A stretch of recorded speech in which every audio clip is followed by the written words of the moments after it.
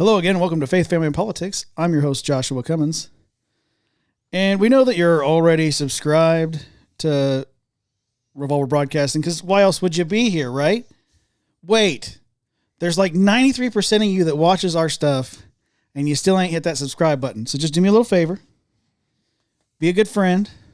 Be a good pal. A good buddy.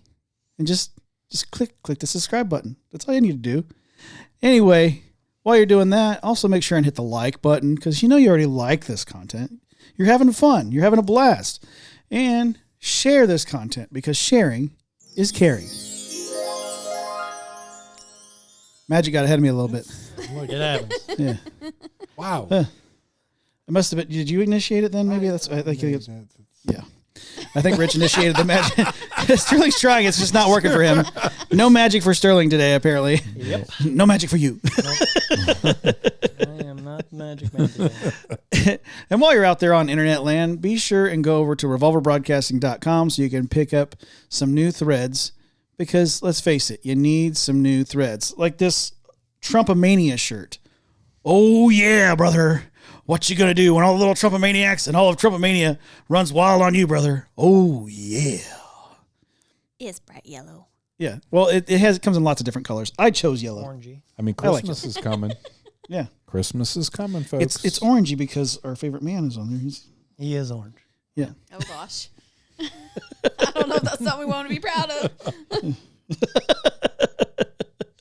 It's his. It's not jaundice. It's just spray tan. Buy in a can.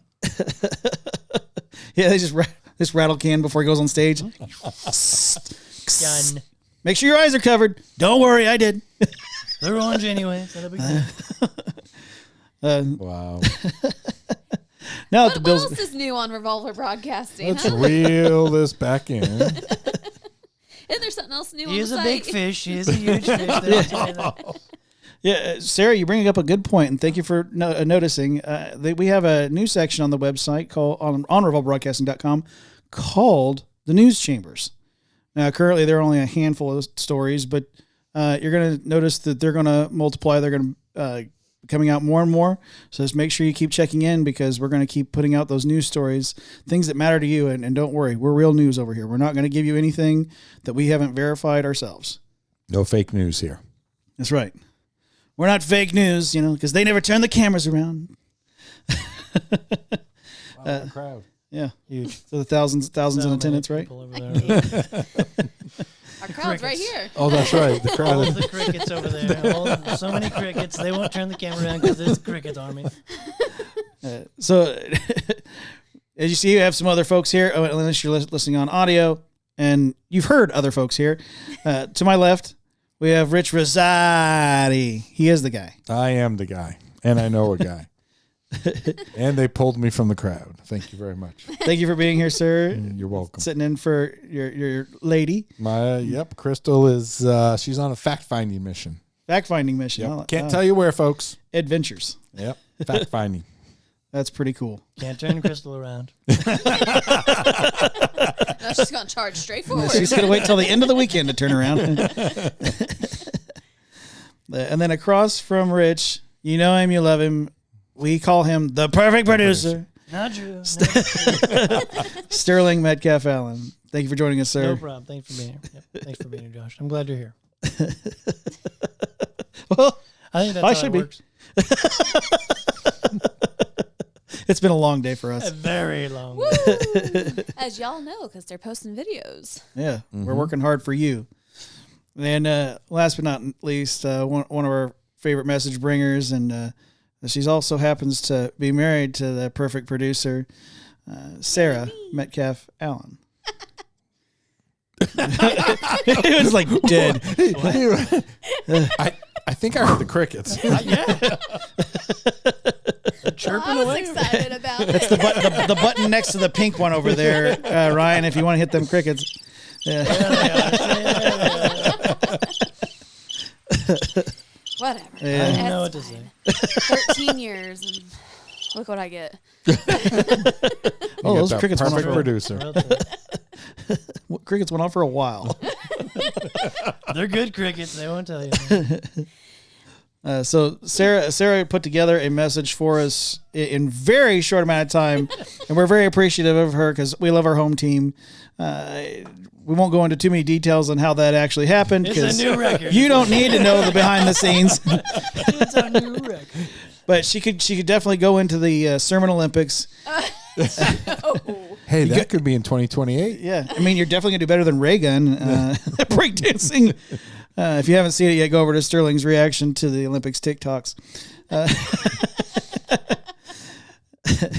She can do the folding chair really well. The folding chair. Or what was it, dry worm? It's a dry worm. Yeah. Great. So what is the title of that message, Miss Sarah? The writing on the wall. Hey. What? It's got our faces. Wait, Oh my. huh? Yeah. Wait. That expression is about how I felt when When you found out you're bringing the message? I'm going in blind, but I'm happy about it. Yeah, that's me telling you about it. Alan's read it. friend. And Alan's not even on there. He should be. Somewhere in the back, probably on the wall. It's been on there a long time. Come down. Thank you. Take it Oh down. my God. Take it down, please. Sarah will have a giggle fit so far she'll just pass out. Yep. It has happened before. I'm not passed out. Yeah, This you, might you be the can long- Big remember. close. This might be the longest show tonight. We'll see. Can't even get started. What are you talking about? It's going to go quick.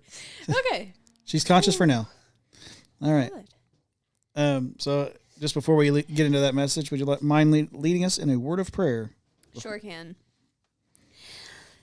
Lord, thank you so much for letting us be here together. And while not every aspect of it was planned, I just pray that you will lead the conversation and be in the conversation, and that we can still learn from each other and learn from you, and just bless Revolver Broadcasting and everyone watching and or listening. In Jesus' name I pray. Amen.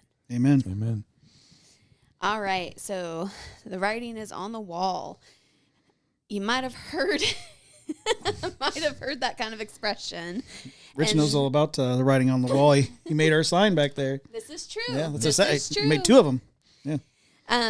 So there are a lot of phrases, common phrases, or words, expressions that are used in society or have been used in society that some people might not realize actually come from the Bible. So one that recently came to mind, and it's not used like anymore, but if you go back a few decades, calling someone a Nimrod means that they're pretty dumb. They did something stupid. Well, Nimrod was an actual person in the Bible who did something dumb. That's where that came from. A phrase like the forbidden fruit. That is Adam and Eve, the forbidden fruit. By the sweat of your brow. As old as Methuselah. Listen. She was old. Methuselah, again, is an actual person. He was the oldest person in the Bible. A Philistine, that's a Philistine. Or another name, that's a Jezebel. Two not good names. Those are biblical. Those were people. There's a reason why they are used in that way, why they have that meaning. And we got to leave Kamala Harris out of this. I wonder which one of those she fits under. Okay, we're going I'm to keep thinking going the on. latter. So even not as mean or derogatory or whatever, for everything there's a season. Eat, drink, be merry. That's Be from the Bible. fruitful and multiply. Be fruitful and multiply. That, see eye to eye. Feet of clay. That one starts getting into closer. It's actually the same book as what I'm going to read from. Feet of clay. And then writing is on the wall. Those two both come from the book of Daniel, which I just recently have been reading in my own personal reading time. So that was, keep reading. Last time I was on here, I was talking about Just keep keep reading. reading. Just keep right? reading. And I'm glad that I have been reading because that helped me be able to do this tonight. But for real, the writing on the wall, it's just interesting how so many things that we say or think about, it's so much inspired by the Bible. And some of it's good, some of it's bad, some of it's just a thing. This one So what do you guys think of when you hear the writing is on the wall? It's, to me, that's what's there, and that's what it's going to be, and this is what we're going to do. It's right there for us to do and see. Yeah. Yeah, I was gonna say to me it means I've already seen what's coming. That's what when I hear writings on the wall, things are happening, and I'm aware of what's happening and what's going to come of it. Okay. What about you, Sterling? What's it make you think of? I don't know. Something obvious. Like the writings on the wall. That's just something that's obvious. Something that can't be changed. Like Okay. like rhetorical. Mm-hmm. Yeah. Okay. So let's look at what the story actually is and what the writing on the wall is. Yeah. So we're going to Daniel. This is one of Sterling's favorite books of the Bible. It's a good book. It is a good book. It's got a lot of your Sunday school stories in it. You know, Shadrach, Meshach, and Abednego, Daniel in the lion's den. You might have even heard about the writing on the wall in Sunday school. It's not quite as common, though. I know all the teachers were writing on the walls. In Sunday school. So chalkboards and stuff. But anyways, so... Yes, I know. I said anyways. We're moving on. No. This story is from Daniel chapter 5. Belshazzar, the king, made a great feast to 1,000 of his lords and drank wine before the 1,000. Belshazzar, while he tasted the wine, commanded to bring the golden and silver vessels which his father Nebuchadnezzar had taken out of the temple which was in Jerusalem, that the king and his princes, his wives, his concubines might drink from them. So, little history. Nebuchadnezzar says it is his dad. He is the one who captured Judah and Jerusalem. And when he did that, he took all of the gold and silver, all the precious, valuable things out of the temple of God and brought them back to, Babylon. Well, Belshazzar's having this big party. He's like, hey, let's drink out of those really fancy things that we got out of the temple. Oops. So that's what they did. They brought out the golden vessels, and they drank from them. They drank wine, and they praised the gods of gold and silver, brass, iron, wood, and stone. In the same hour came forth fingers of a man's hand and wrote over against the candlestick upon the plaster of the wall in the king's palace. And the king saw the part of the hand that wrote. Can you just imagine? They're having a party. They're probably drunk as all get out. And who knows? I don't know if they had any kind of hallucinogenic things. They probably did. He probably thought he was just having a fever dream. Like, what's this hand? Oh my gosh, it's writing on the wall. But then, it kind of wakes up. It's still there. That what? The writing.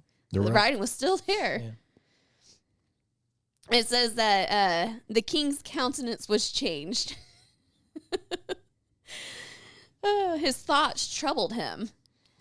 And this one's fun. So that the joints of his loins were loosed. And his knees smoked.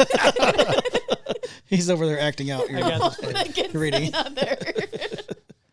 For Like- those who are listening on audio, you gotta go over to video. To get and watch. I did it for you. When I read that the other night, I was like, yeah, he peed his pants seeing the hand on the wall. Let it flow. Let it flow. And so he cried aloud, bring in the astrologers, the Chaldeans, the soothsayers, all these wise people or whatever. Mystics. What is that? Obviously, this is not of this world. So it's interesting. I'm paraphrasing, obviously. No one's ever written on a wall before? It probably was pretty new for them. Let's call it a whiteboard. Oh man! In all honesty, though, he knew that this was not normal. He was calling for the astrologers, for the soothsayers. These are people who practice magic or fortune telling and that kind of thing. He said, "I need you to help me figure out what this is." My Peter's help me help you. How did my pants get wet? I need you to help me. It's a mystery. Oh boy. And he's like, I will reward you. You know, I'm going to dress you in scarlet and put, gold chains around your neck. Like, you'll be high in the kingdom or whatever. This big reward for you. Just tell me what it means. None of them could do it, though. None of them could do it. And he's like, oh my gosh, what am I going to do? And I don't know. Tell me. so he was greatly troubled. More. His countenance was changed in him. He got all depressed and scared. Now the queen, by reason of the words of the king and his lords, came into the banquet house. And the queen spake and said, O king, live forever.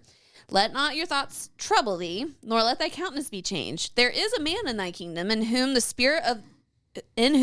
the spirit of the holy gods. So first off, queen, woman power. She's thinking, not just feeling. Throw that out there real quick.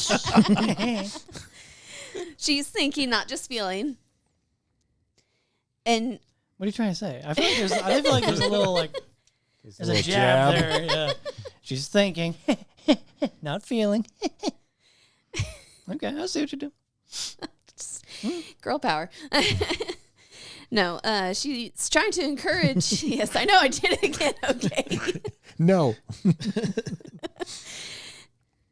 Stop crying, husband. There is a man who has the spirit of the holy gods in him. So she knows. Holy gods. Yeah. That's interesting. Yeah. In the days of thy father, light and understanding and wisdom, like the wisdom of the gods, was found in him. So, I mean, Daniel was well known. He'd already done things with Nebuchadnezzar. You know, he had interpreted Nebuchadnezzar's dream. Even when they were first brought to Babylon and they tried to force them to eat the food that was sacrificed to idols, and he's like, we're not going to eat that. Just give us vegetables and like water. And they looked healthier than the people who were eating the king's meat, like that had been offered to idols and stuff, because it's a whole Jewish law thing. And God blessed them for that. You know, Daniel was close friends with Shadrach, Meshach, and Abednego, and they had already gone through the furnace of fire at this point. So they are well known. So it is interesting. In whom is the spirit of the holy gods, and there was wisdom of the gods found in him. Remember him? Yeah, him. I know him. Yep. His name is Daniel. Let him be called, and he can interpret this thing for you. So then Daniel is brought in for the king, and the king says to Daniel, art thou Daniel? Well, the queen knew Daniel, but apparently the king did not.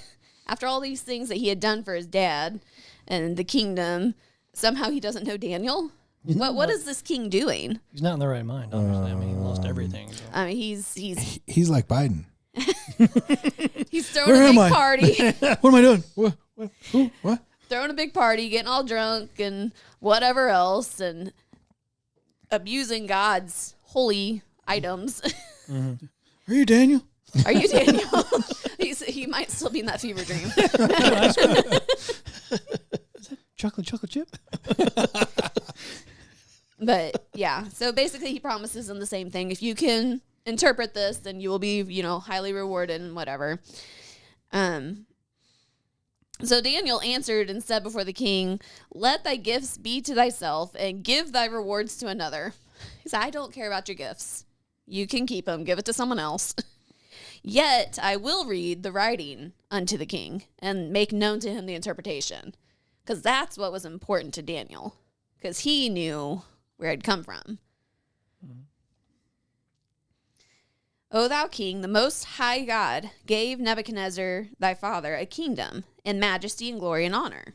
And for the majesty that he gave him, all people, nations, and languages trembled and feared before him. Whom he slew, and whom he kept alive, and whom he would set up, and whom he would put down. But when his heart was lifted up and his mind hardened in pride, he was deposed from his kingly throne, and they took his glory from him. And he was driven from the sons of men. His heart was made like the beast, and his dwelling was with the wild asses. They fed him with grass like oxen, and his body was wet with the dew of heaven, till he knew that the Most High God ruled in the kingdom of men, and that he appointeth over it whomsoever he will. And thou, his son, O Belshazzar, hast not humbled thine heart, though thou knewest all of this. It's like, remember how your dad was king and, Babylon, this is a great, mighty nation, and your dad did basically whatever he wanted. But then God took it all away from him because he was not honoring him. And he became like a beast until your dad recognized that God is God and in charge of it all. Do you remember this? Is this ringing any bells to you? Like, yeah, man, your papa was a Rolling Stone. They both had liquids involved. So you knew this, you should be remembering this, but thou hast lifted thyself up against the Lord of heaven, and you have brought the vessels of his house before thee. You're using his gold, his silver, his cups, things that were blessed and only used in the temple because they were for him and for his priests to use. But you are using it, and while using it, you're worshiping the gods of gold and silver and brass and not him. Then was the part of the hand sent from him, and this is the writing. And I am not Hebrew, so forgive this. Mene, tekel, upharsin. That's easy for you to say. This is the interpretation. God hath numbered thy kingdom and finished it. Thou art weighed in the balances and art found wanting. Thy kingdom is divided and given to the Medes and Persians. Doesn't sound very good. You didn't remember what happened with your dad. You took something that was holy, that was God's, and worshipped other gods with it, and for your own pleasure, your kingdom's going away. That is the writing on the wall. It gone. Which kind of comes back to how you guys were, when I asked before, what does writing on the wall mean to you? And this is what it is. This is what's happening. Whether you saw it or not, that's what it is. There it is for everyone to see now. It is what it is. Then commanded Belshazzar, and they clothed Daniel with scarlet and put a chain of gold about his neck and made the proclamation that he should be third ruler in the kingdom. So he still tried to give him the reward. They did give him the reward. But then in the very next verse, in that night was Belshazzar, the king of the Chaldeans, slain. That same night. What was written on the wall came true. Jeepers. God takes that stuff very seriously. God, that's one of those things. God is so holy, so pure, so perfect. There's another story, and it still makes me almost question God in a way, where the Ark of the Covenant, that was God's seat in the temple, and it had been stolen. And they went and got it back. And as they were carrying it back, one of the people stumbled. And so someone reached out to catch it, but they touched the ark and not the poles that were carrying it. And he died instantly. And it's like, but he was trying to do a good thing. He was trying to not let it fall. But that's just how pure, how holy, how perfect that God is. And he said, don't touch it. He's not going to break the rules for anybody. That's right. He doesn't break the rules for anybody. Not even bend. No, doesn't bend, doesn't break. Yeah. And that's, I taught the children a lesson last year, and I had them color on a piece of paper. I was like, you color that with just a pencil, as dark or as light as you want, as little as much. I had a piece of paper, and I put one tiny little mark on it. I was like, all right, you guys all done coloring? All right, let's see. Take a look. Oh, some people colored really, really dark, some of the boys, and some of them made real pretty, whatever. And I was like, okay, so you want to see mine? Look at my drawing. Oh, I had to walk it over them and show them because I made it really small. I was like, okay, so whose paper is completely white? Oh, yours it. No, not. I had this, remember? I made my mark. That's God. God is the paper. He is the white, the perfect, the clean. And sin is all of the marks. So it doesn't matter. Regardless how big the mark is. It doesn't matter how big the mark is. Yep. That paper is no longer perfectly clean. So that means every single one of us needs God. Mm-hmm. None of us compare. That's why it says that we all fall short of the glory of God. All have sinned. Yeah, Romans 3:23. It does not matter what you've done, whether it's one tiny little lie or you hit your brother one time or, you steal a pencil from school, all the way up to, child molesters and murderers and all this stuff who we think of as that's the really big stuff. To God, it's all the same. It's still sin. But on the flip side of that, the good news of that, how I continue my lesson is that God has grace for us. And it's like an eraser. And if we just ask him to, he'll take that eraser and blot out those marks. And I erased my little mark. And I went over to one of the other kids' papers and I started erasing his paper. And it was getting clean. And it's like, God can clean anything. And he wants to. So we have to recognize that we're not perfect. That we all have this mark against God. But God loved us so much that he sent a son who died on the cross, rose again. John 3:16, John 3:17, he sent a son not to condemn the world. He's not here saying, I'm God and holy and you can't be near me. You're all going to hell. No, that's not why he sent his son. He sent his son not to condemn the world, but that the world through him might be saved. Yep. He loves us. He's not trying to condemn us just to condemn us because he is big, bad, mean God. No, he's loving God. But he's also perfect God. And so we needed his son. We need his son. I always try to put it in terms of like a courtroom. If God were the judge, I mean, he is the great judge, right? Mm-hmm. Then the devil would be the prosecutor because he's going to try to point out everything you've done wrong. Mm-hmm. And he's real good at it. Oh, yeah. He's the best prosecutor that there ever was. But then if we've got Jesus Christ in our heart, then we've got the best defense lawyer you could ever have. Because when the devil tries to point out evidence, Jesus can go, what evidence? What? Where'd it go? Huh? And everybody be looking around for it because they don't see it. It's gone. Covered it in the blood. Just like when he healed the man's ear after it was sliced off. I can't remember who sliced his ear off. The guard. I can't remember. There was a Roman guard. His ear was sliced off. Peter. Yeah. And so but then Peter.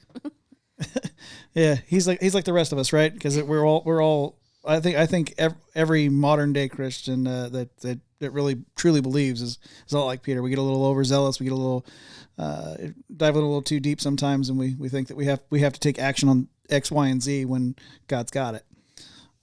But also, when we make those mistakes and we say we're sorry, he'll make it as though it never happened, and that replacing that ear and putting it back where it was, and as though it never happened. It's that same perfect picture of that. Him being a defense lawyer and saying, what evidence? I don't see any. Do you? Yeah. Yep. So we just have to be mindful. We need to look. Is the writing on the wall for us? Is there something that we're doing that is dishonoring God? That's dishonoring his people, his belongings in a sense, What are we doing? And can we do better? And who should we think of if we happen to see writing on the wall? Who are we asking what it means? Are we asking everybody else? Are we looking for that astrologer? And, because that's a big thing. It's still a big thing now. What's your sign? Yeah. I used to be into that, like reading the horoscope thing, you know, talk about I'm a this and I'm a that, you know, wherever your birthday lands, and it's all written in the stars. No, it's not written in the stars. It's written on the wall. No, it's written in the book. That's right. For us, we have this, and man, what a gift! Yeah, what a gift that we have this, all of it.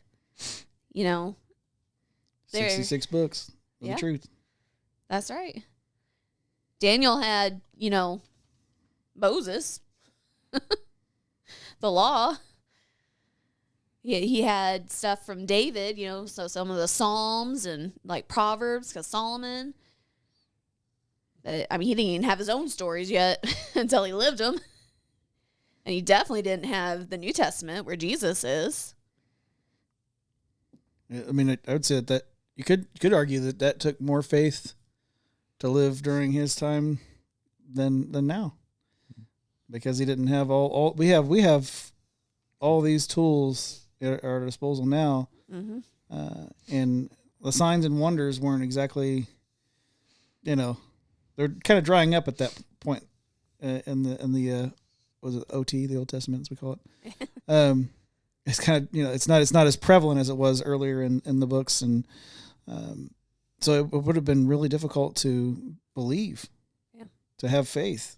So I can't imagine not having Jesus as a defense lawyer at that time, and not knowing that you could even try to do that. Yeah.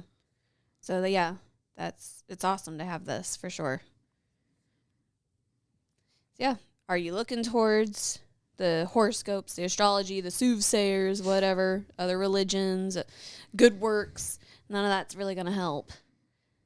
You know, find you a Daniel, someone who's known. He was known for having the spirit of the holy gods in him, for having wisdom and understanding.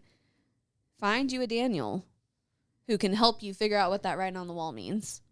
Now, hopefully it doesn't mean you're going to die right away. That's what happened here. Hopefully that's not what it means for you. Well, I'll give you a chance. It would, you know, he had a chance. He told him, you know, and I bet you, because there's other stories where God does not punish. You know, the book of Jonah, the whole city of Nineveh, he was going to destroy it, like wipe it out like he did with Sodom and Gomorrah. But Nineveh repented, and so he didn't. So if Belshazzar had thought to repent, there's a chance that he might not have been killed that night. Or, on the other side, can you be a Daniel to someone? If you do know God, if you are reading his word and living the right way, are you known for that? Are you known that you have the spirit of the holy God in you? That you have wisdom and understanding in you? Can you help somebody understand when they're struggling with something? So many things that you can think about with this. So many things. Those are all really, really good questions, and I like the being someone's Daniel, because I like to give advice, as Sterling knows. Him and I have had a lot of discussions. I try to be as helpful as possible, but I'm always honest when I don't know the answer. Like, I really don't know what to do there. So we have to just lean back on more scripture and try to find out what that answer is. But furthermore, he's also been able to do that coming back for me as well over time, and give me good advice. And so, and we always go back to scripture and what does that say, and how do we work through that. And the tough men of faith, I think they say it best. They call them battle buddies, Some folks call it accountability partner, but you have your friends or your family or whoever that is for you that will stick by your side and help you get back into the Word and figure out what the answer is for what you're either going through or what you need to understand better. Yeah. And I've said it like every time we've done a reaction video for Revolver Reacts here recently. And I think I said it last week too, but our past couple weeks on here, but God is cultivating us into something better. Mm-hmm. And you don't just get a harvest without the work, right? Yeah. And so if you're not a Daniel, I'd say then you should strive to be one. Yeah. You really should. And if for no one else, then for God. If for no one else, maybe you just feel like you're too timid. But I'm telling you right now, once you start really, really giving yourself over to the Lord, He'll put you to work. Mm-hmm. He'll use you. You'll become an instrument of His to give someone else the word and be able to lift them up when they're just questioning everything. I had a friend here recently that's said this is just impossible. This is just impossible. I'm not going to get too far into the weeds, but this friend says this is just impossible, Josh. There's no way that I can make it through this. As a matter of fact, I want to take myself out because I cannot. There's no way. Mm-hmm. I can't handle this. And I said, well, what do you mean you can't handle it? It's just too much. It's just too much. Say that again. It's too much. Is it really? What does the scripture say? I can do all things, right? Nothing is impossible with God. Yeah. So if nothing is impossible with God, then too much, unless you're talking about food or drink, then it's probably not the case, right? Well, maybe too much for you. That's the thing. Yeah. It's not about you. Somebody else much bigger can carry it. You just got to give it to them. Yeah, it makes me think of 1 Corinthians 10:13. There has no temptation taken you, but such as is common to man. But God is faithful, who will not suffer you to be tempted above that ye are able, but will with the temptation also make a way to escape, that you may be able to bear it. Yep. Well, and you just got to find it. Exactly. And I added this. I said you did the right thing. You talked to someone about it. You talked to someone about what you're going through, and Sterling and I have had these conversations of like, okay, where do we go from here? This thing does look impossible. Well, today's hardship is tomorrow's lesson, and we're all going through our thing because life is just it's difficult. Mm-hmm. No matter if you're in a valley or on a mountain, you're probably in a place that's like, oh man, that just seems insurmountable. But I guarantee you, no matter how good or difficult your life is right now, it's for a reason. And you'll be able to look back on what seemed impossible because God made you stronger. He makes you stronger because Christ is in your heart. God can make you stronger than you ever thought possible. Because you are once Jesus is in your heart. Philippians 4:13. That's right. And not only that, but he gives you, you commented on one of our other videos I was talking about, like not only that, but he gives you the power to call out spirits in his name. Mm-hmm. Yeah. He gives you that. He gives you that power. So if you have that kind of power in you because of Jesus Christ, mm-hmm. then what in this world could possibly stand in your way? That's right. If God is for us, who can stand against us? Mm-hmm. It looks like a mountain now, but I'm guaranteeing you right now it's just a molehill. It's just a molehill because he's got something else that's going to go, check this out. Hey, y'all, watch this. You're just moving on to the next lesson. Yeah. And then you're going to take what you've learned, and then somebody else is going through it, and you're going to go, hey, actually, I just went through that. Or I years ago, I went through that, and here, let me give you some pointers. Here's some things you can do to maybe try, Yeah. And maybe a situation is completely different, or it still seems difficult, even with the advice that you give the person. But just tell them to hold on because God is Just haven't seen it yet. That's right. It's just like Danny Goki's song, right? He's the God of just in time. He's he's only going to, it's his time, not our time. Yep. And I like the idea of second chances too, because Third, fourth, fifth, sixth. yes, Infinity is that a word? because I know I consistently mess up, no matter how hard I've thought about giving up on things, and so I'm gonna give this up. I'm gonna give this up. I'm gonna give this up. And I also said this before, but I feel like you got to repeat it because I think it's very important to say. And when we're sinning, when we're doing wrong, it's like imagine a set of keys in your hand, but your hand is a toddler's hand. You ever tried to take a set of keys out of a toddler's hand? Yeah. It's difficult. It's not easy, is it? No, they cry so bad. Only if you got like candy over here. I'll give you this candy. You give me those keys. But if they say no, mine. As soon as you get pry one finger off of this part of it, then they wrap their finger around another part of it. Yep. And that's I feel like that's a perfect picture of us with sin. Every time we feel like we've made that one little step, because we have. It's not that he's going to take it away from us, because we go to God, we're gripping onto it, we're gripping onto that sin, we're going, take it away from me, take it away from me. We keep praying to him, take it away from me, take it away from me. He's like, if you just set it down. Open your hand and give it over to me, I will. But I can't do that until you do.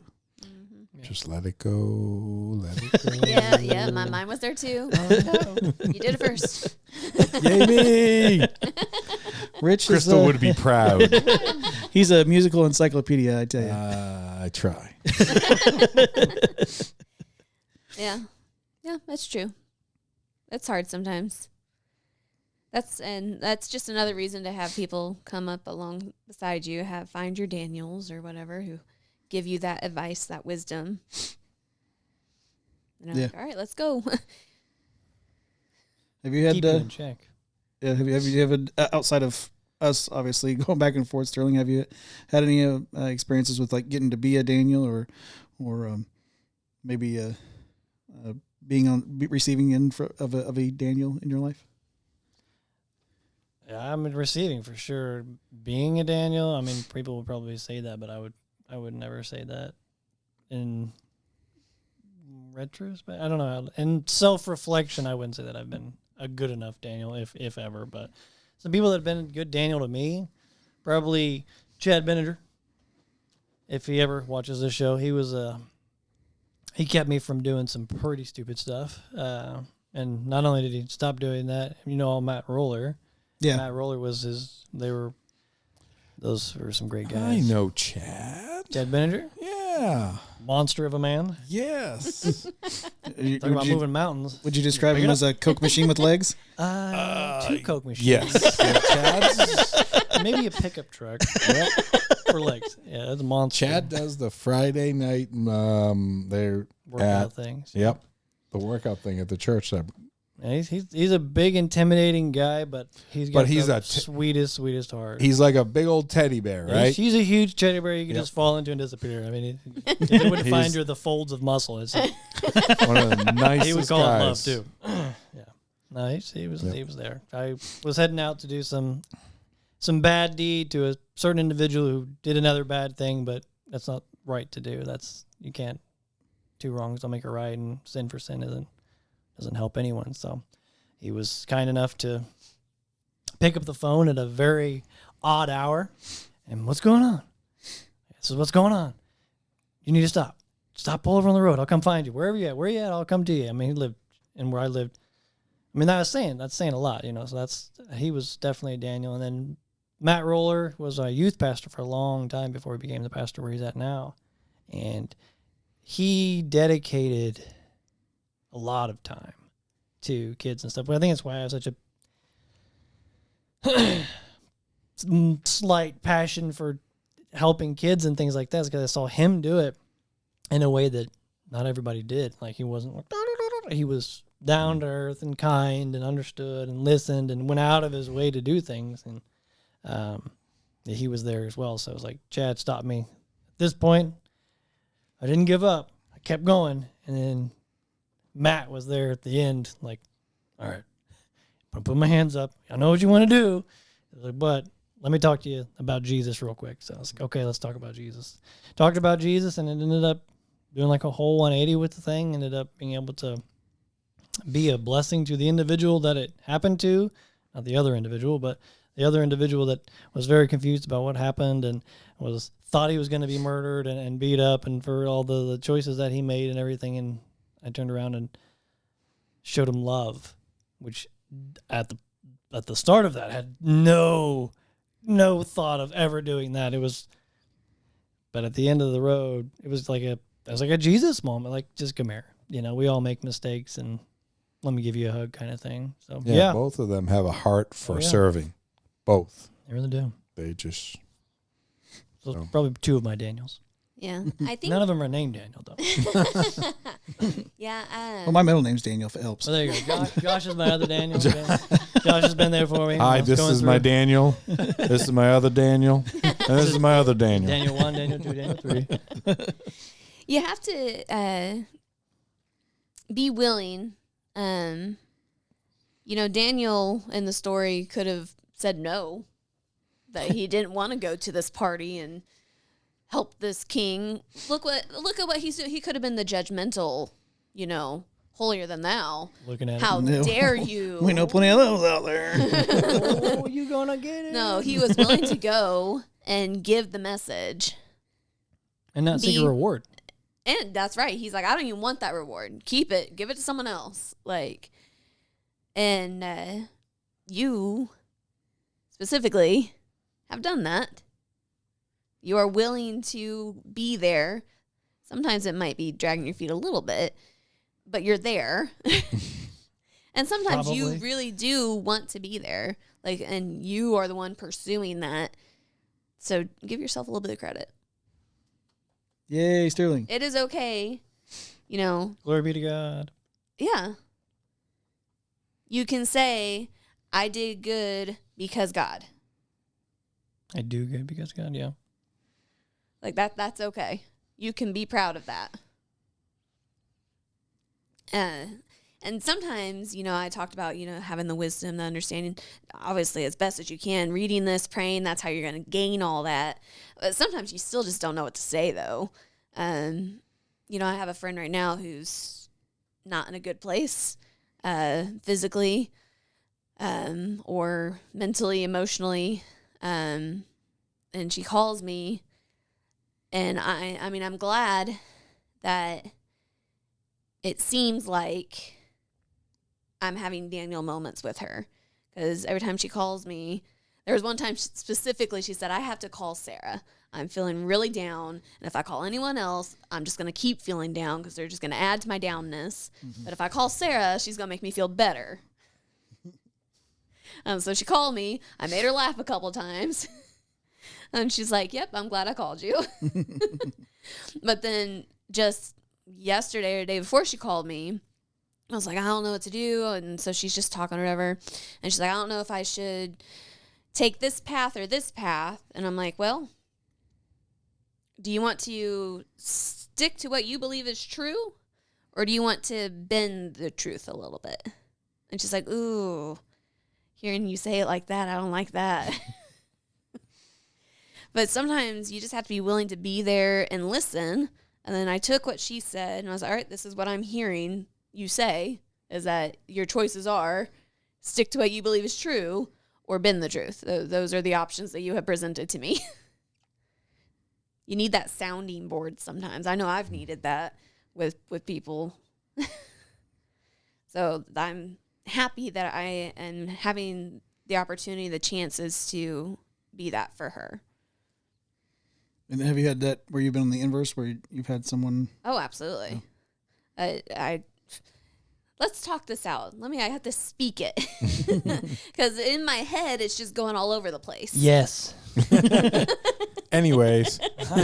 No. All right, you guys. Take it away. I don't want any more.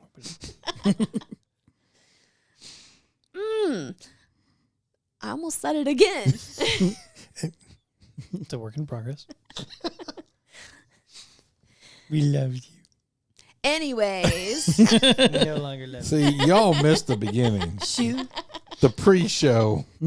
but no, Julie Ward was huge in my life as a young person, like teenager, even younger, even child, teenager, and still now. Hugely. I would go to her all the time, and she would be that sounding board.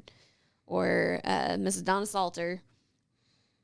I would write something. I'm like, okay, this is what I'm thinking. But then when I would reread it, I'm like, wait a second, does that actually make sense? So, Mrs. Salter, what do you think about this? She's like, oh my gosh, Sarah, that's amazing. How did you think of that? And it just reassured me, you know. Or sometimes it'd be, well, are you sure about this aspect of it? Maybe you mean this. Or what if you thought of it this way? You know, all the time. People at work do it for me. People at church still. Like, I'm still trying to learn and grow. So definitely I've had many Daniel-esque people. Well, I feel like that's the whole point, right? The verse that you read, there's always that way out. Like he gives you a Daniel. Right? Well, yeah, the temptation, always a way to escape. Yeah, and there's always room for improvement. I mean, no matter how far you may think you are in your walk, you can always learn something new and gain more spiritual growth. There's just always room for improvement. Because, like you said, that one mark is all it takes to mess up that piece of paper, right? So we've got a long ways to go before we can fix that. Yeah. What about you, Rich? Any moments where you got to be a Daniel or had a Daniel? I don't think I've been a Daniel. But you got an opportunity next week. Be looking for it, guys. Surprise, surprise, surprise. But I think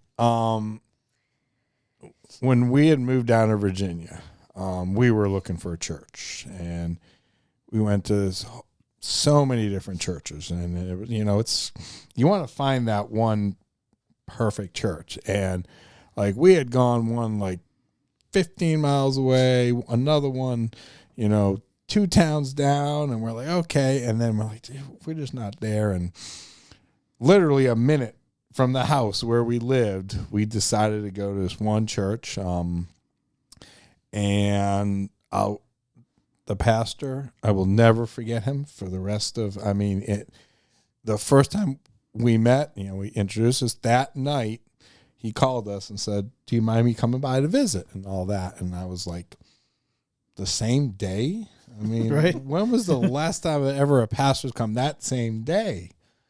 And, he did what stuck with me with him, Pastor Don Paxton, thank you very much. We should not sit, soak, and sour for God, right? A lot of people, they get just so... right? I'm going to sit. I'm just going to be mad and all that. And it's like, that's not how we were taught. That's not how we should be. And it was just that really, for some reason, stuck with both Crystal and I. It was like, we say it all the time, Why you sit soaking and souring about that? Yeah. It is what it is. It's done. Let's see what we can do to move on. And it just, for some reason, that always stuck. And there were a couple of times, he asked me to kind of, help him, with his, sermon. It was kind of funny. He would always call me the Yankee, right? And, moving down south, right? And he did this one time. He'd always meet with the kids, right? Have a little 10, 15-minute time. And he goes, all right, kids, I like everybody. There's this one group of people I don't like. Yankees. Those Yankees come down and all of a sudden he looks and goes, you see that guy right there? He's a Yankee. And I went, and I was like, but God teaches, and we need to love people and all that. And, we're going to, I'm going to, love him, right? He's going to be my brother in Christ, and he's going to be my friend. Well, this little girl behind me taps me on the shoulder, and she goes, "You're not a Yankee, are you?"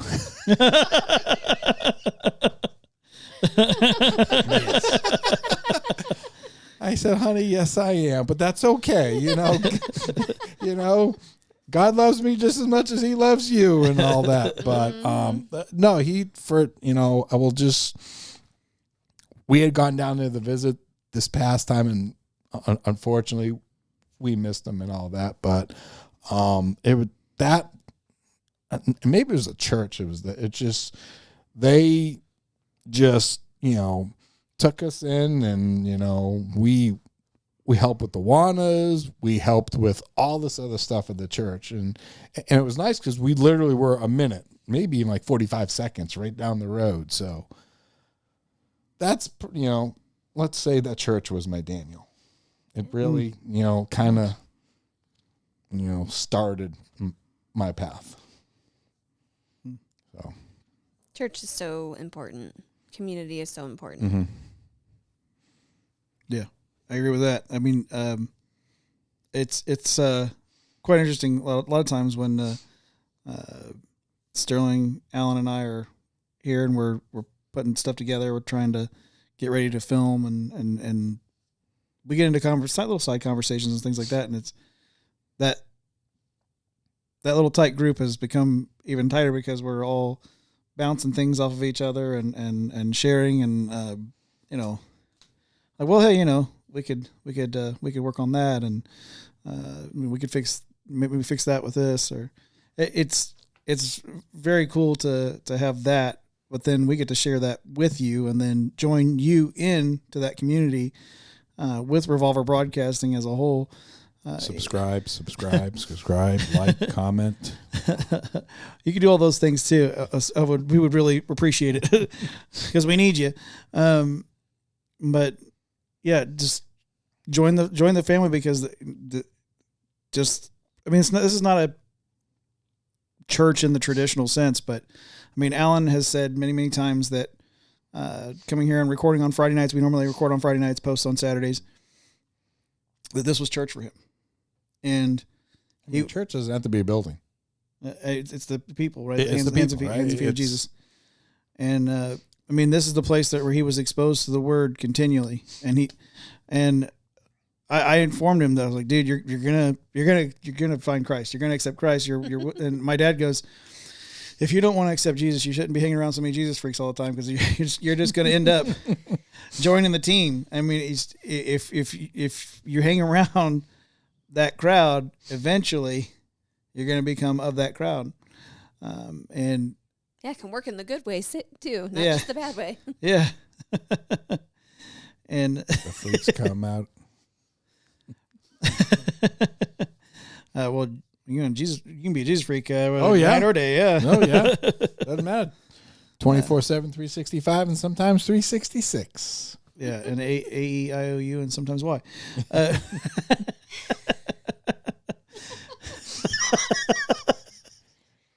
Welcome to Revolver. Naming combinations here. M-O-U-S-E. Yeah.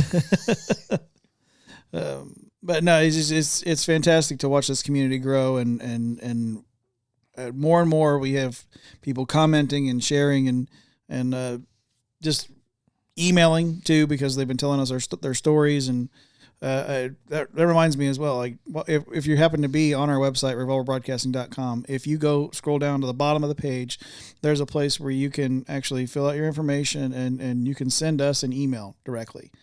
It gives you a little place to put in what you want to say, and we'll correspond with you. As a matter of fact, I get the first email and then we kind of work from there. But we want to hear from you. We want to know what's going on with you. I mean, hopefully one of us can be your Daniel and help you through something. Or maybe you got a suggestion for us, and maybe you can be Daniel for one of us. You never know.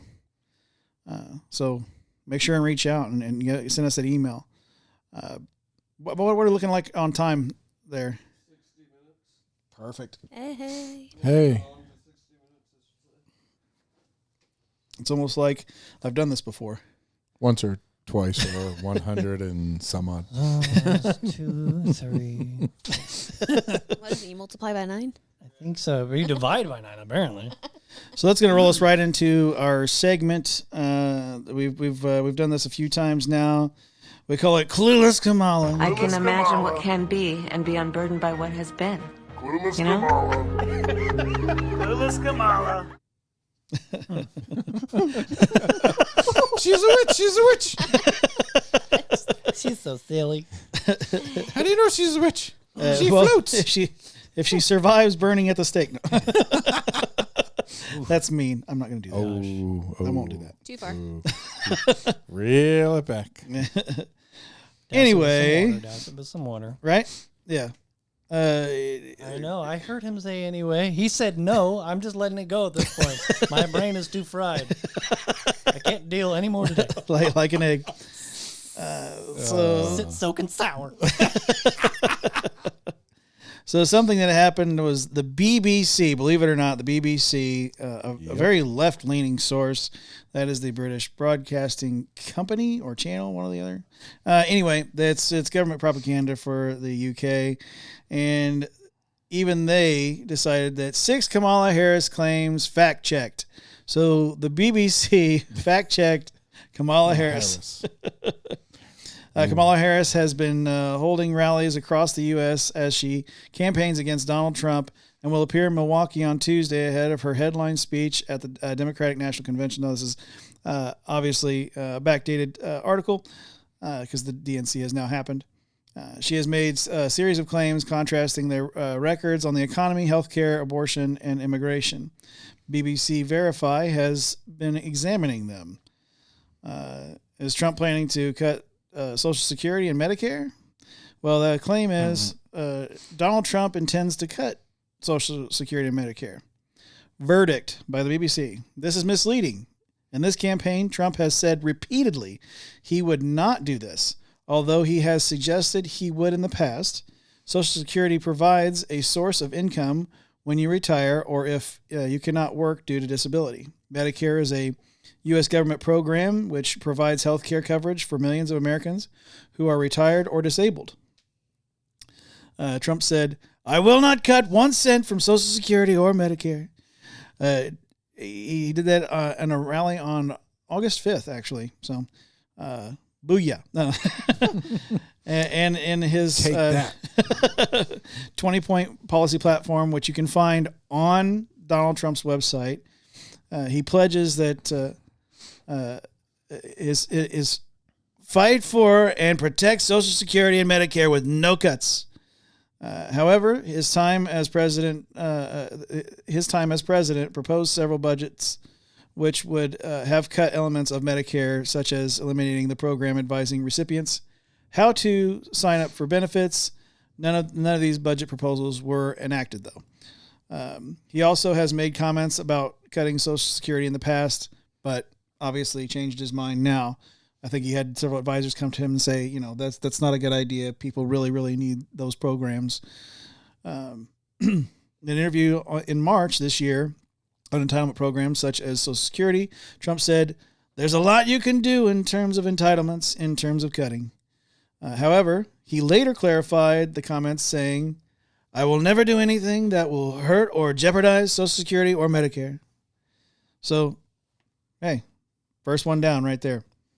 I won't do Trump voice on all these, but the second one was, is inflation down? Well, inflation is down under 3%.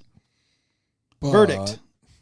That figure is correct, but some context is needed here. Because inflation, which is the increase in price of something over time, is down from a peak of 9.1% under the Biden administration, which we're still currently supposedly under, and it is higher than when Trump left office. When President Biden took office in January 2021, inflation was 1.4%, but it rose significantly during those first 2 years of his administration. This trend is comparable with many Western countries which saw high inflation in 2021 and 2022 as global supply chain issues came as a consequence of COVID. and the war in Ukraine contributed to prices, but that's the excuse. Obviously, it was just poor policy. Well, and when everyone says, and I hear it all the time, well, it's come down. Okay, come down from what? Where does it come down from? And why did it come down? And where was it before? It was all the way up to 9.1. For what it should be, what it was, and what it needs to be. Not, and I was just like, well, yes, it's come down because it went up. It's got to come down if it goes up, right? And back on so we always bring receipts, right? Yeah. I have a receipt.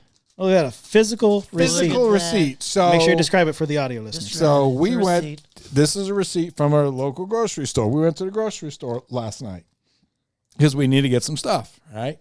Okay. Not a lot we needed. We needed some water, some dish soap. We needed some napkins. We might have gotten some candy. Maybe in there. Maybe. We did get some, some mini cans of soda and then some few bags of chips, right? So 14 items. That's not a lot, right? It shouldn't be. $64.52 later, we walk out. Oof. Now, this is also after a $4.60 coupon. Air quotes. Because we got we had the little card from the thing. 14 items, $65. There was a cart ahead of us. She had her cart full. $305. Yowzer. But, the economy's good. It's down. I mean, so the bag of candy, right? So it's what season's coming up? Halloween, right? Yeah. It's the little Halloween ones. I'm sorry, kids, but I can't give out candy this year. It's too expensive. We'll give out Trump impressions instead. I'm sorry, folks, but the economy is not better than what it was. What can be unburdened from what should be. Mm-hmm. Oh, 60. I was like, I'm bringing this. I'm bringing the receipt. Sorry, that was my rant. It's welcome. It's a lot. It's a lot. 14 items. Sorry. Next claim is how many jobs has the Biden administration created? The claim by Kamala was, we have created 16 million new jobs. No. So verdict says that is roughly correct. 15.8 million jobs have been added under the Biden administration, according to the U.S. Bureau of Labor Statistics. However, when the Biden government entered the White House in January 2021, the U.S. was recovering from the COVID pandemic. And wonder what happened during the COVID pandemic. I think we lost some jobs. Yeah, lost a lot of them. It crippled the economy during which more than 20 million jobs were lost. So we're still not even where we were remotely. We're about, 4 million jobs away? So this is where it was. This is where it went to. So we're bounce back jobs. I think that's what they call them. Yeah. It's not even close to being a super V like we had under Trump. No. This is many of the jobs would have come back if Trump had won in 2020, but the American Rescue Plan played a major role in the speed and aggressiveness of the labor market recovery, said Professor Mark Strain, an economist at Georgetown University. The next point, did Trump drive the U.S. economy into the ground? The claim from Kamala is he froze in the face of the COVID crisis. He drove our economy into the ground. Yeah, it's about how she sounds. She's like, so she does. But the verdict, what did the BBC say about that? Well, the U.S. economy did take a big hit during the pandemic, like most countries. I'll say what country didn't. Yeah. But, and I like this part, it also bounced back under Trump. They call it a super V. And we're going to share this reference as we do all our references in the description below. So make sure you go and look at all these charts, because there are charts. There are more than enough receipts from the BBC to show you exactly why they said what they said. And the funny thing is the charts are from the U.S. Department. So it's not like they're making this stuff up, folks. Yeah. You can find it yourselves. And you can see in that graph where there was a dramatic collapse in the economic growth in the U.S. during the COVID pandemic. However, following the pandemic, the U.S. economy bounced back under Trump. He implemented a series of measures to help it recover, including financial assistance for small businesses. He also gave us what do folks call it? Stimmy. We got to get our stimmies. Yeah. Stimulus checks. That made him very popular. The next claim says, did Trump tank the immigration deal? I think he was. So she says, we had a chance to pass the toughest bipartisan border security bill in decades, but Donald Trump tanked the deal. Just before I go into their verdict. Tanked what deal? He wanted to build the wall. The big, beautiful wall. What deal did they need to build when they were already doing it? He's already building the wall. She's the border czar. Was kinda. until they erased it from the internet. Don't let them fool you. She was appointed border czar. She's been there once, I think, maybe twice. But she's not been to Europe either, according to her interview with Lester Holt. Well, yeah. Have you been to the border? Well, I haven't been to Europe either, so what's the matter? And then she says, I don't understand the question. I'm like, well, the question is, have you been to the border? Yes or no. It's pretty simple. I wonder how she did that. I have. I've been to the border as many times as Kamala.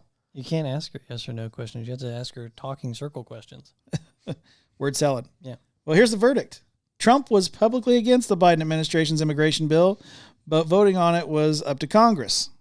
The immigration bill aimed to tighten asylum standards, increasing spending on border patrol, and allow for the automatic closure of the southern border to illegal crossings if a certain daily threshold was reached.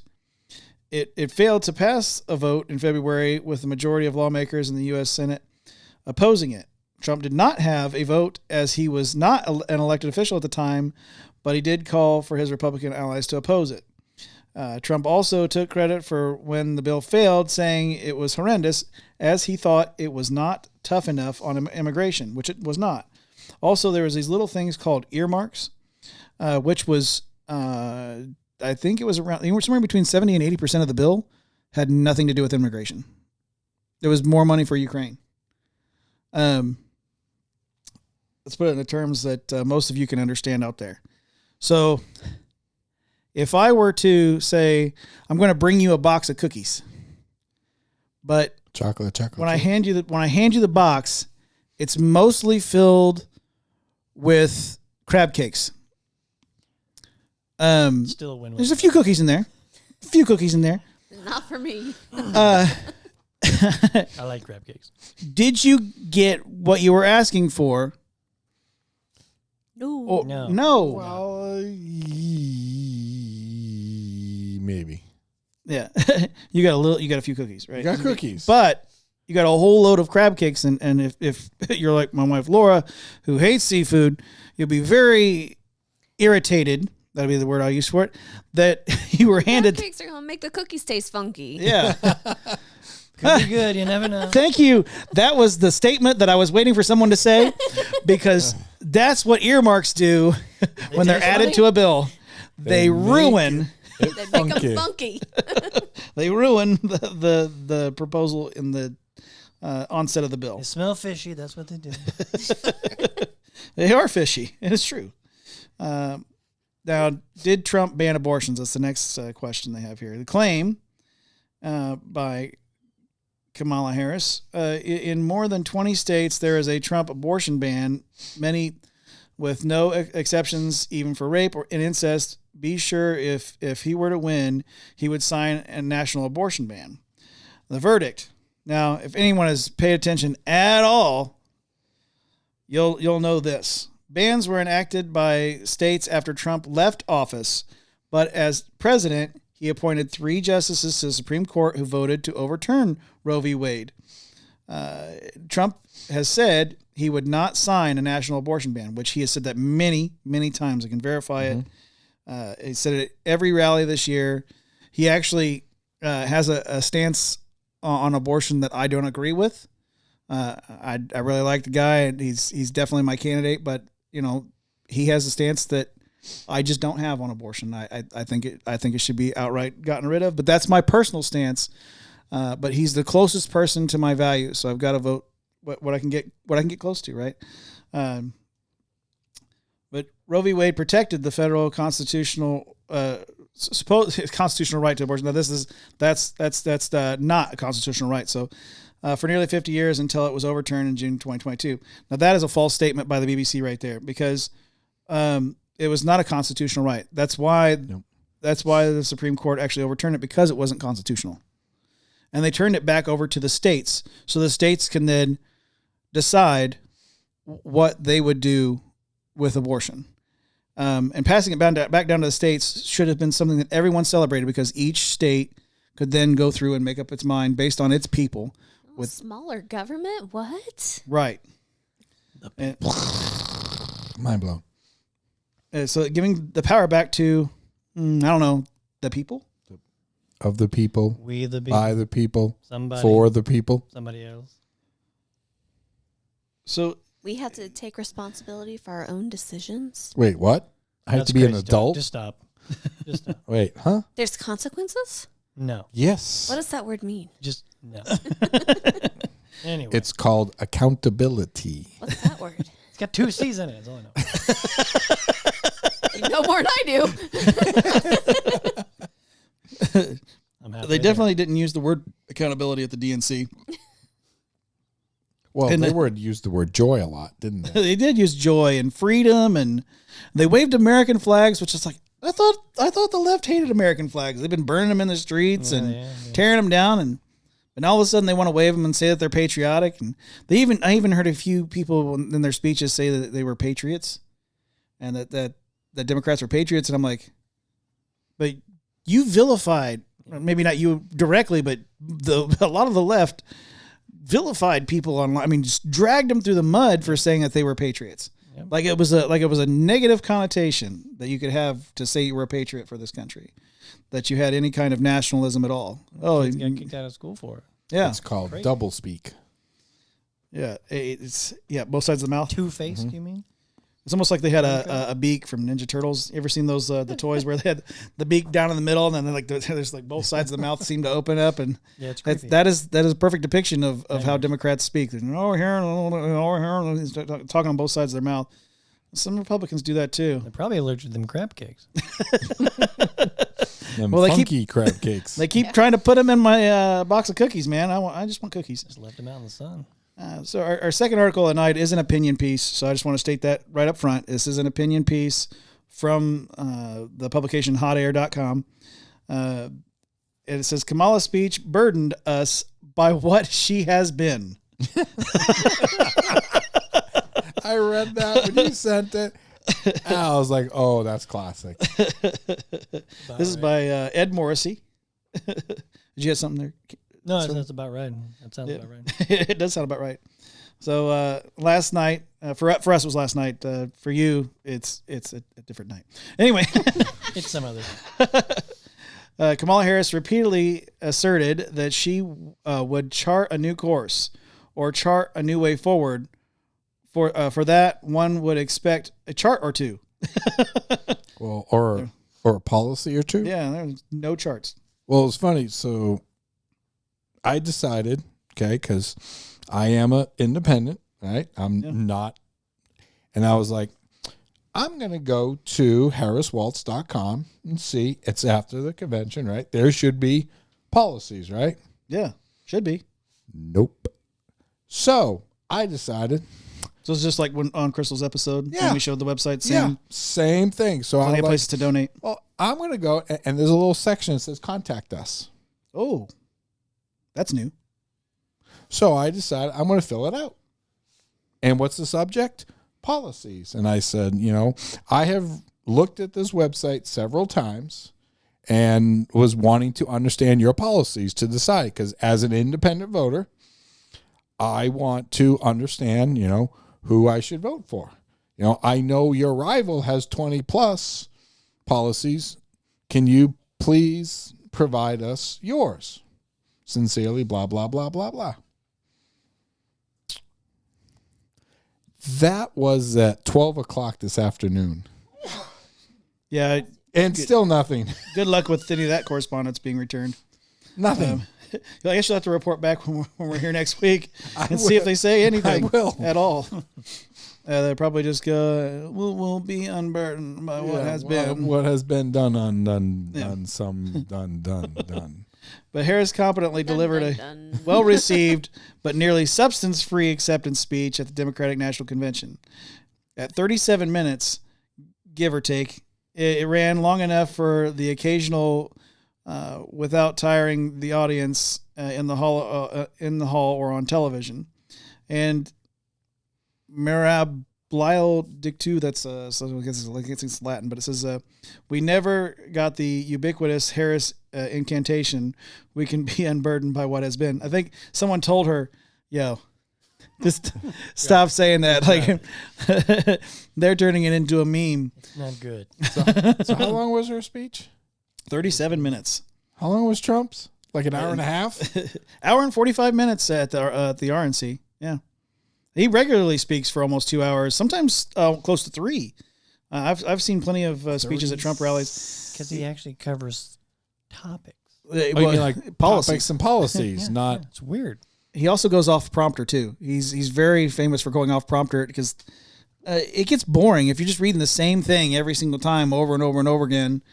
You just can't keep people engaged. Yeah, I mean, I do training, sessions at my work, and of course, you have the slide decks and all that. But I hate it when people are just reading the slide decks and this blah blah. I'm like, I can do it myself.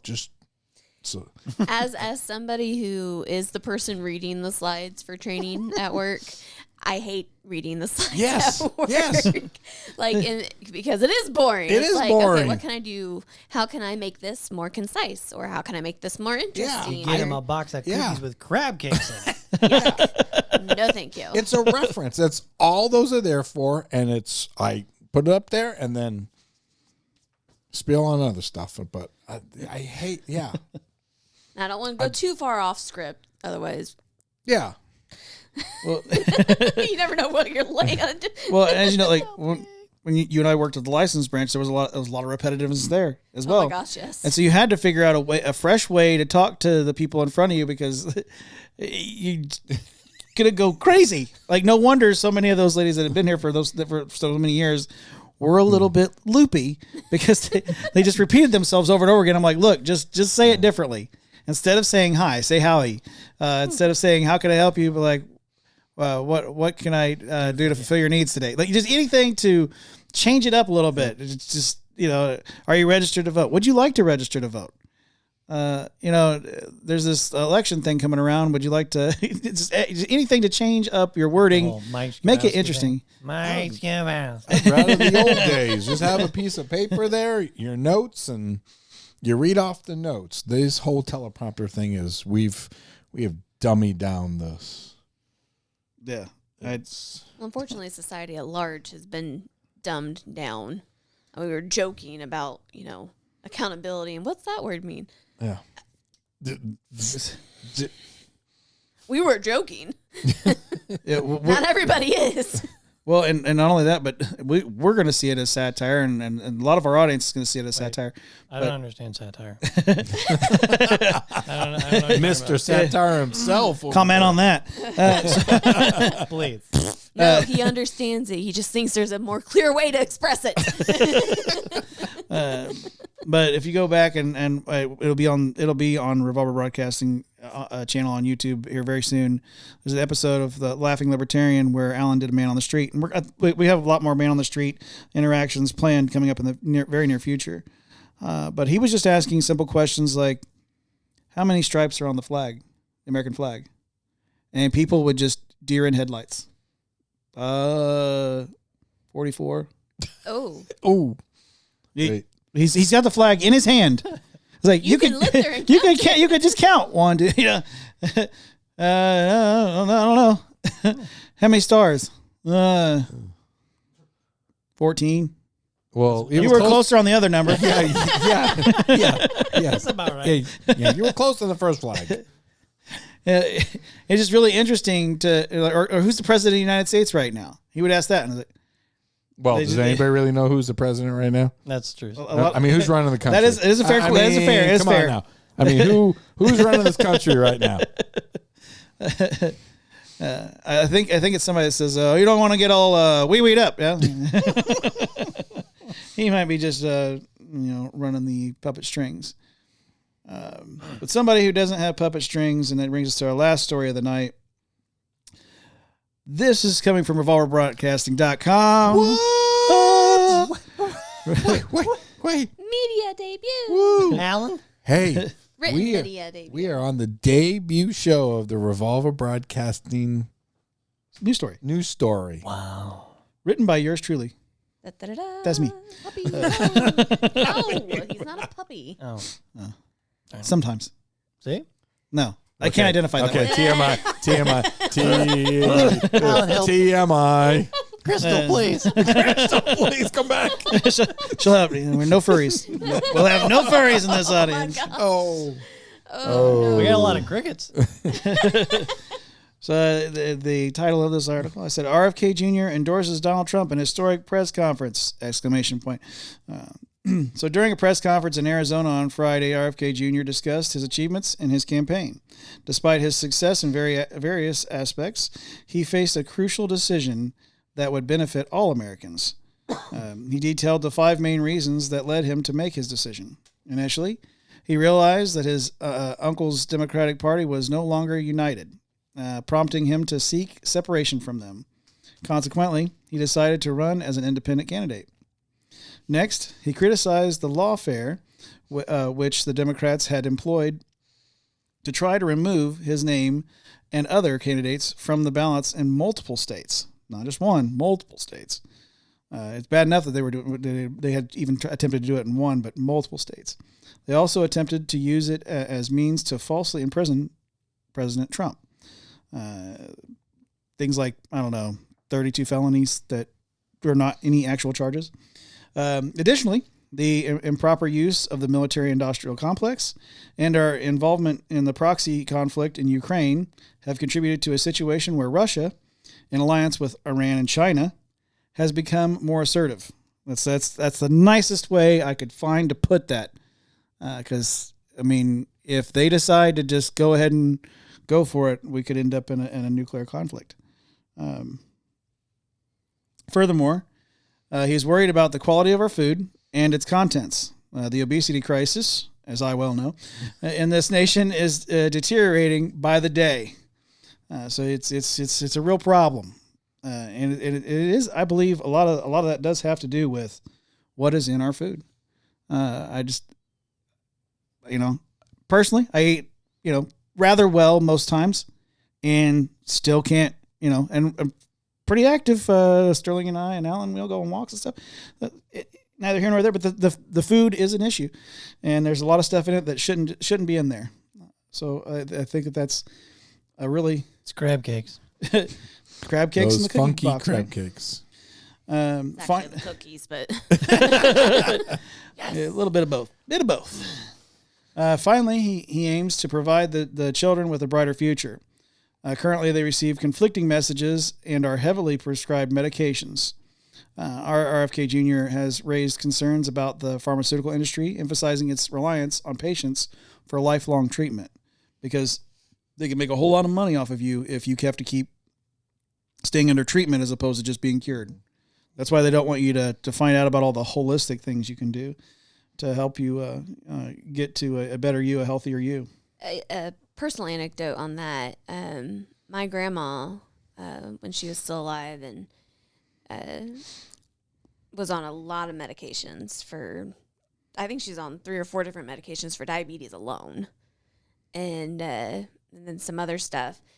Well, we eventually had to get her into a nursing home, and the nursing home that we put her in, they're like, nope, we're not going to have her on all that. And we're just going to feed her better, manage her diabetes with like diet and things like that. All of a sudden, instead of taking like 10 a day, she was down to like 2 a day. And that's something. Mm. Just whenever you try to take the holistic approach to it, almost like in your story there, where they refuse to eat the king's sacrifice meat, Oh, right? yeah. And then you have the Who knows what Daniel they're doing to your and food the before you other get ones. it? Yeah. Who knows? It's but true. she was having better food, things that was better for her, and got her healthy. So that is a very good picture right there, I think. But the final paragraph of this: today, RFK Jr. chose to suspend his presidential campaign, acknowledging that he could better serve the American people as a member of Trump's cabinet. He has officially endorsed Donald Trump, aiming to prevent the Harris-Walz administration from winning on November 5th through this alliance. Man, what an alliance. I know that there's probably some breaking news right now as we record this, because Trump said that he was going to make yet another announcement today, right now, while we're recording this. But I guess we'll just have to talk about it next week as far as that goes. Mm-hmm. But I really like RFK. I really think that he's a genuine person. I disagree with him on a number of things, but I know that he does have a heart for this nation. I know that he wants to help get people healthy, fight against the corruption within the government. He's very much like his uncle in that way, and I think it was just instilled in him.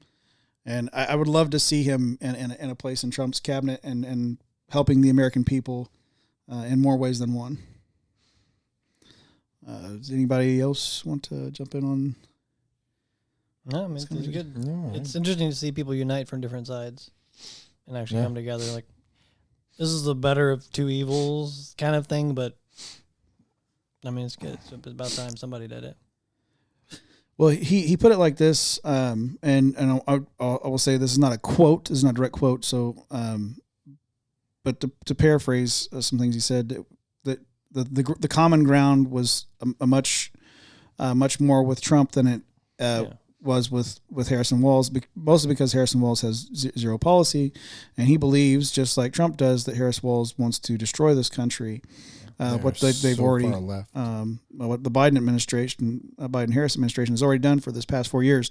So that he believes that that's just going to get worse, which would be obvious, right? I mean, it's just 4 more years of the same thing. Whereas with Trump, worse. Or 4 more years of the same nothing.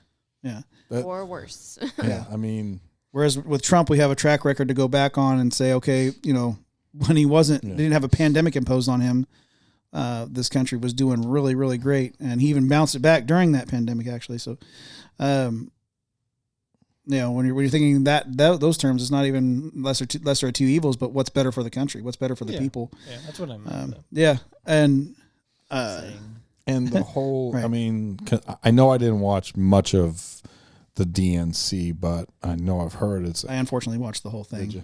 Yeah, yeah. Ugh. That's some Did you have soap. to take a shower after every Every day? single one, yeah. Every single. We read about that in Leviticus. Had to get cleanliness. But 7 days, I think it is. Well, she's gonna do this, and we're gonna do this, and we're gonna do this, and we're gonna do this, and the first thing that comes to my mind is, what have you been doing this past 3.5 years? Yeah. How about do it now? Yeah, I mean, well, You're when there. I become president, my first day, and I went, That sounds like it's Trump. August. Why can't you do it now? Yeah, you have till January. You're vice president. Why? You're the why do you deciding have vote to in the wait? Senate. That's what. Why do you have to wait? And I mean, I've actually asked somebody at work, and they were like, "Yeah, well," I says, "Why is she waiting? Why can't she do that now?" Yeah, she's in power. She's vice president. And crickets. Yeah. Is what I heard. Our audience was there. Huh? Our audience. So It was crickets you heard? it was crickets I heard. Crickets you heard. Sounds something like this? Yes, that's exactly what I heard. It's like it's, and obviously it's just a political thing. It's just to get elected. Instead of doing something for the country now, I'm going to wait until I get in to say, look what I did. Yeah. Could be. So sad. So sad. It's tragic. But to give a little more praise to RFK, just real quick, this guy's anti-corruption, and he talked a lot about the negative aspects of the vaccines.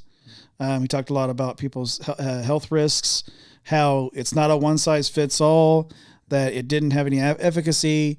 He talked about that big pharma in particular. He rails against them. Talks about the military industrial complex. Rails against them. He rails against just corruption in Washington D.C. in general. And so have that guy now looking to be on Trump's team. It just makes for better for all of us. That's why I said that in the article. It makes it better for all of us. There's a decision that Americans should be able to rally behind, because whenever a country has so much corruption, you just follow the money. Mm-hmm. And actually had a former coworker of mine who believed one way for a very, very long time. And him and I had a few discussions. I said, come on, man, you're smarter than that. There's no way you believe that. He said, what do you mean? I said, follow the money. Just do me a favor. I said, just go take half an hour. We'll meet back up, 45 minutes if you want, and go follow the money. Go look where things are donated, where the money goes. And he actually texted me from another workspace and that he was in while he was on his computer. He said, I'm gonna have to get back to you tomorrow. This rabbit hole goes further than I thought. I knew it would. And so he comes back to me the next day and he goes, bro, he goes, all this money went here and all this money went here. And then this is an Act Blue. And I was like, yeah. And he goes, and I supported this. And I was like, And he goes, and I donated to that. And I'm like, mm-hmm. And he couldn't believe that all this stuff that he had been supporting before and had been railing against me in conversation, when I was just like, look, I'm just trying to tell you what I've seen. And when he actually went through and took the time, he still believes what he believes about, universal basic income, things like that, which is fine. You're allowed to have that. It's freedom in this country to believe that way. But now he's anti-corruption as well. It got him to be of a reasonable mind. And that's all we're asking at the end of the day. When you're talking with your neighbor, just be of a reasonable mind and do the research. Go follow the money. Find where the corruption. Be anti-corruption, because we don't have room for that in this country. Get the receipts. Because it costs us too much, literally. And we're not going to take it anymore. I think that's what D. Snyder said, right? Yep. And with that, I think the silent majority. Yeah. I think we can find a closing prayer, Sarah. Sure. Yeah, find it. Find it. I'm going to find it Where right is it? here. Yeah. We're on bow our heads and close our eyes. I'm going to find it. Okay. Lord, thanks again for this time together and for your word that you gave to us, that we have your whole word. And just thank you for the story and example of Daniel's life, and for the story of Belshazzar and the writing on the wall. Help us to be Daniel and not Belshazzar. Don't let us make a mockery of you. And if we are, let a Daniel come tell us and let us change our ways. And then help us to be Daniels to other people and warn them, hey, step back. Step back. That's God's. I pray for our country for that we can do that. Tell people, step back. That's not yours. That is God's.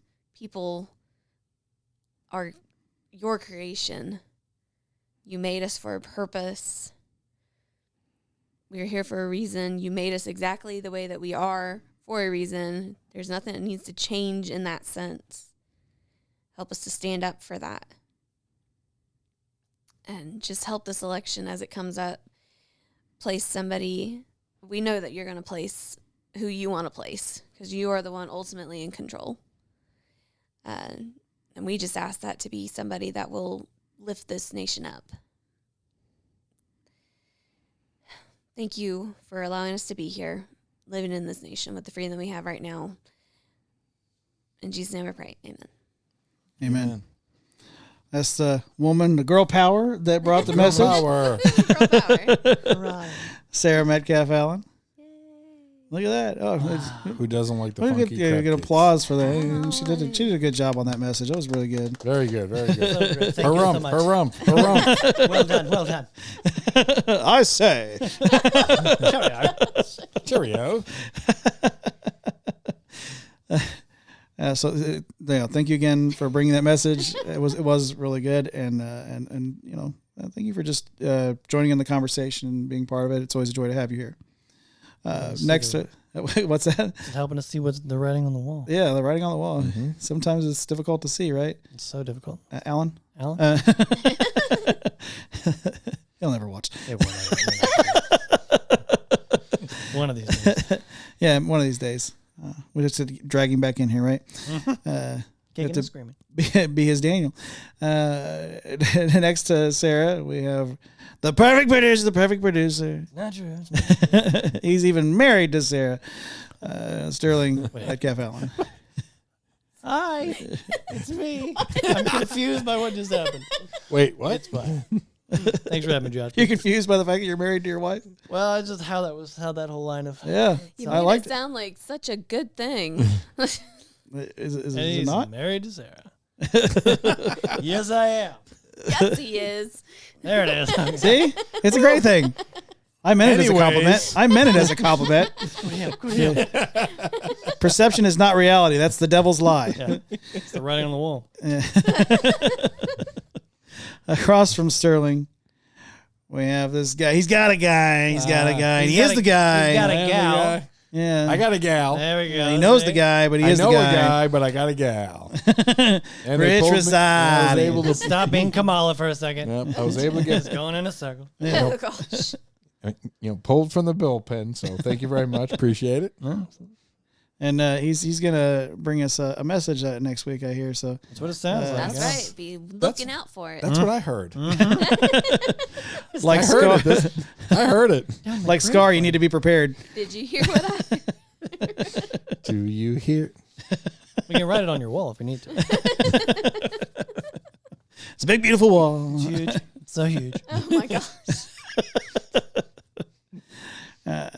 And I've been your host, Joshua Cummins, reminding you to use your wall Yeah. and write on it what you will to glorify the Lord.